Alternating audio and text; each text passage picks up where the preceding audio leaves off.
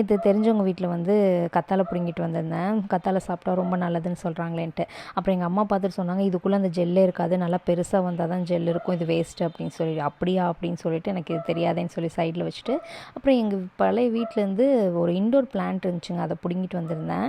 சரி அதை இன்றைக்கி வைக்க முடியாது, சாயந்தரமாக மேலே போய் கொக்கோ பித்து எடுத்துக்கலாம் அப்படின்னு சொல்லிட்டு அதை தண்ணியில் போட்டுட்டு, இந்த மீன் தொட்டி ஒன்று உடஞ்சிருந்தது, இதில் தான் வைக்கலான்னு பிளானு. ஏன்னா அது இண்டோர் பிளான்ட்டு, ஸோ வச்சா நல்லாயிருக்கும்னு ஒரு ஐடியா வச்சுட்டு உங்களோட கண்டிப்பாக ஷேர் பண்ணுறேன். அதுக்குள்ளே வந்து பார்த்திங்கன்னா வீட்டில் முட்டை இல்லை. சரி குட்டீஸ் 2 பேர்த்துக்கு சாப்பாடு போடணும்னு சொல்லிட்டு முட்டை வாங்குறதுக்காக வெளியே போயிருந்தேன். கடைக்கு போனால் அங்கே அப்போ தான் ஃப்ரெஷ்ஷாக தர்பூசணி வெட்டி வச்சுருந்தாங்க. அந்த அடிக்கிற வெயிலுக்கு அண்ணா வேறு தர்பூசணி ஸ்வீட்டாக இருக்கும் வேணுமா அப்படின்னு கேட்டாங்க. கேட்டோன்னே சரி நான் கொடுங்க அப்படின்னு சொன்னேன். அப்புறம் வேணுங்கிற முட்டை வாங்கிட்டு வீட்டுக்கு வந்தாச்சு. இந்த மஞ்ச் வந்து ஒன்று வாங்கினா ஒன்று ஃப்ரீன்னு சொன்னோன்னே நான் வாங்கிட்டேங்க. பட் அதுக்கப்புறம் தான் எனக்கு தோணுச்சு, நம்ம தான் ஸ்வீட் சாப்பிட மாட்டோமே அப்படின்னு டிசைட் பண்ணியிருக்கோமே அப்படின்னு சொல்லி அதுக்கப்புறம் தான் தோணுச்சு. சரி ஓகே, நான் அதை சைடில் வச்சுட்டு வாங்கிட்டு வந்த தர்பூசணி வந்து கட் பண்ணி ஒரு பிளேட்டில் போட்டு வச்சிடுறது. ஏன்னா நம்ம தனித்தனியாக அப்படியே வச்சோம் அப்படின்னா அந்த சாப்பிட்டு அந்த கீழே இருக்கிறத வந்து தனித்தனியாக அங்கங்கே வச்சுட்டு அது ஒரு குப்பை மாதிரி ஆகிட்ருக்கும்.